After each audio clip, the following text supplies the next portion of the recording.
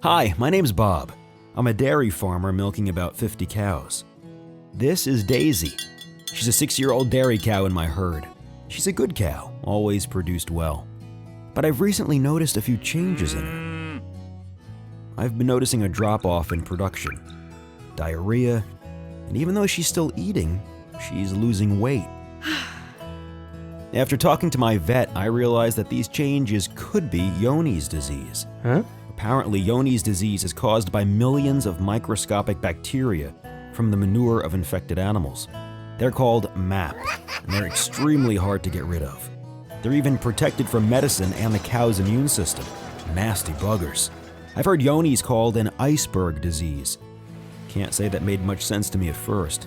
My vet said Johne's takes years to develop, almost like a cancer, and the number of sick animals you see is just the tip of the iceberg. In fact, I learned that less than 5% of infected cows show sickness. The rest are infected, but you can't tell. So one sick cow means I might have another 15 to 25 infected cows. What worries me most is, while these infected cows look healthy, they could be spreading MAP all over my farm.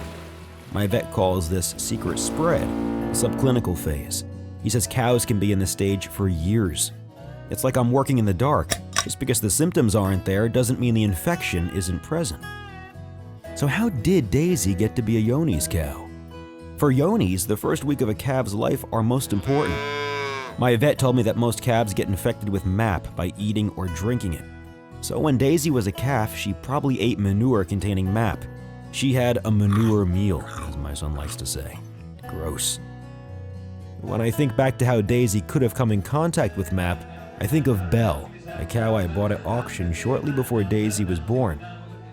I didn't think about asking about Johne's or testing it for myself. I'd never seen or dealt with it before.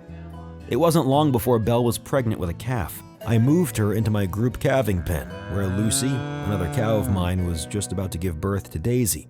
At the time, I had no idea that Belle, the cow I bought, was infected with MAP. She looked completely healthy, and I hadn't had any issues with her. And even though I always try to keep things clean, Belle spread MAP all over the calving pen through her manure. Now, even if Daisy managed to keep clear of MAP in the pen, she wasn't out of harm's way just yet. I like to pool colostrum from my cows when I can, so it's always available. That means that Belle's colostrum, which probably contained MAP, was fed to Daisy and my other calves.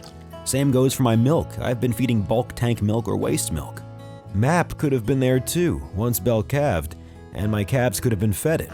So I now know there are lots of ways Daisy could have gotten infected, and they all involved those first meals, whether manure directly or by contaminated colostrum or milk. My vet explained ways to manage to prevent MAP from spreading more. These days, I'm really focusing on keeping the calving pen as clean as possible. I'm adding lots of clean bedding, getting rid of manure quicker, and cleaning the area after each birth. It's become easier since I split my group pen into individual calving pens. I also had one pen created just for sick cows, so I'm better at keeping other bad bugs away from my calves. I'm also separating calves from their mother's manure as soon as possible, so they don't get that manure meal. My neighbor John beds an old water trough to put his calves in, which he says works well. I decided to use a small portable calf pen for the same purpose. This way the mom can still lick and be near the calf, but the calf can't suck a dirty teat. Now that I know my herd has Johne's, I've started testing regularly too. I find it helps me know which cows I need to watch.